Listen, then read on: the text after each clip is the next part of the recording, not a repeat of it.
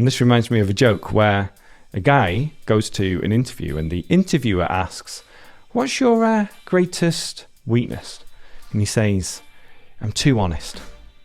And the interviewer looks confused and says, "Well, that's not a weakness." And then the guy says, "Hi, this is Jack from To Fluency, and welcome to this lesson where you're going to learn many English phrases related to jobs and work. We're going to get specific on things like gossip in the office, taking time off, to be fired or to be laid off, what questions people ask at interviews, and how to talk about your job in general. To help you with this, I have left the phrases in the description, which I think you're going to find really useful.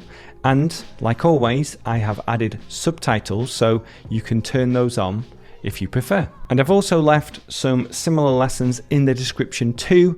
So without further ado, let's get started. Let's start with the most common question here. And it's this: what do you do? What do you do? Now, this is focused on work. What do you do? You might hear people say things like, "I'm a teacher," or "I'm an attorney," or "I'm a student," or "I currently go to university." You can also ask the question, "Do you know what Robert does? I have no idea what he does. Do you know what he does?" "Yeah, I think he works in marketing. I think he works in marketing." Or if you're talking about two people, they both work in healthcare. They both work in healthcare. To say "I'm a housewife" is a little bit outdated now, but you'll hear people say "I'm a stay-at-home mum" or "I'm a stay-at-home dad." So to be a stay-at-home dad, for example, is where the dad stays at home and looks after the children. And usually this happens while his wife goes out to work. So you can be a stay-at-home mum or a stay-at-home dad. Now, if you don't have a job, you can say, "I'm currently unemployed." I'm currently unemployed. Or "I'm between jobs at the moment." I'm between jobs at the moment. Now, when people ask me, "What do you do?" it's always a little bit confusing.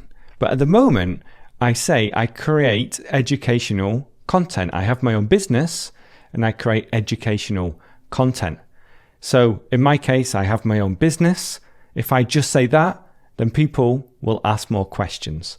And then usually people do ask a lot of questions because what I do is quite unique. Now, sometimes a company is going to reduce their workforce. And there are two main ways to do this. You can lay people off or you can fire people. So there's a difference between "I was laid off" and "I was fired." To be laid off is when the company needs to reduce their workforce, so they lay people off. And in the UK, you can also say to be made redundant. For example, "I was made redundant last month." Unfortunately, I was made redundant last month. But if someone is sacked or fired, then this means that they have done something wrong or their performance at work isn't good enough to continue working there. Now, here's a true story. I was sacked from my paper round when I was 13. And the reason was because I was sick the week before, so I couldn't do my paper round. And then the post office where it was, they hired someone else to do the paper round for me, and they preferred that person. So I was sacked from my paper round when I was 13. Let's talk about the timing of jobs and when people work. So the phrase here is to start at and to finish at. For example, he starts work at 5 o'clock in the morning on Mondays. He has to get up early because he starts work at 5 o'clock in the morning on Mondays. Now you can ask the question, "When do you finish work today?" When do you finish work today?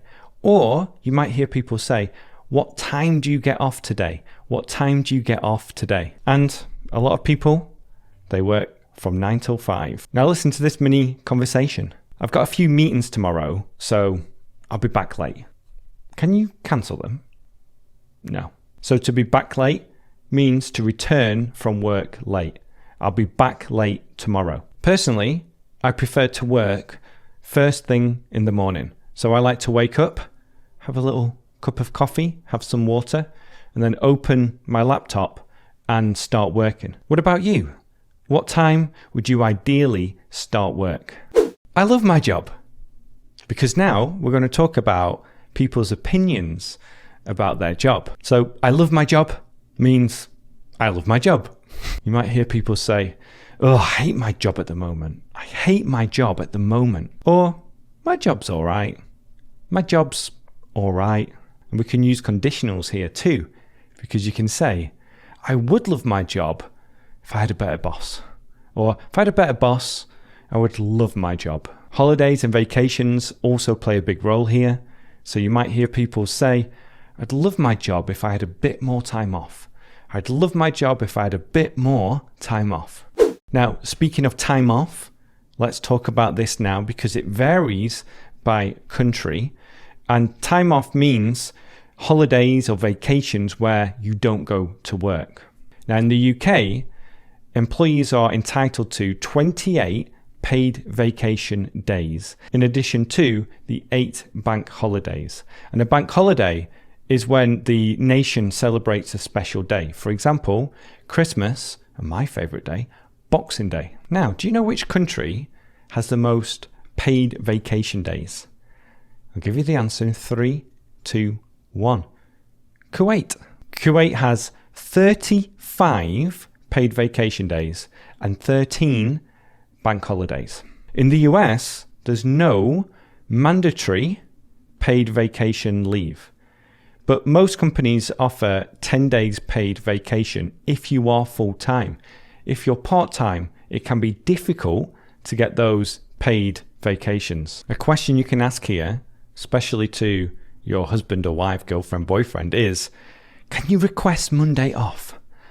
We need to do a few things on Monday. Can you request Monday off? Which means, can you ask to not work on Monday? When I worked in the UK, I used to make sure that I got my paid holidays in early, which means that I requested to have certain days off work because I had things like the Leeds Festival, holidays with my friends, and I also went to the World Cup in 2006.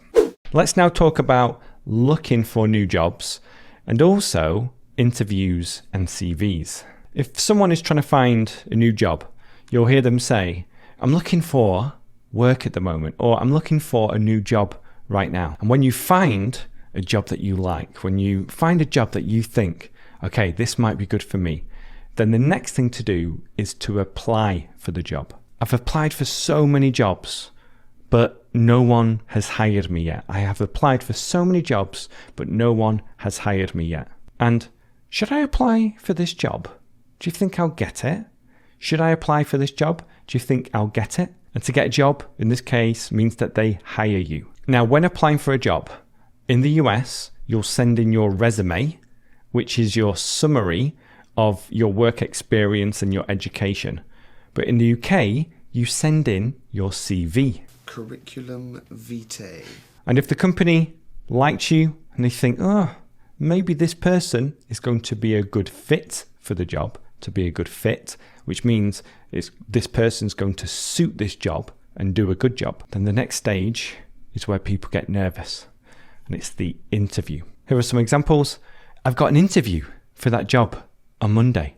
I've got an interview for that job on Monday, and I'm a little bit nervous about this interview. Can you help me prepare? I'm a little bit nervous about this interview. Can you help me prepare? Now, there are some common questions when you go to an interview. And one of them is just, well, it's more of a statement, is tell me about yourself. Tell me about yourself. And then we have, what is your greatest strength?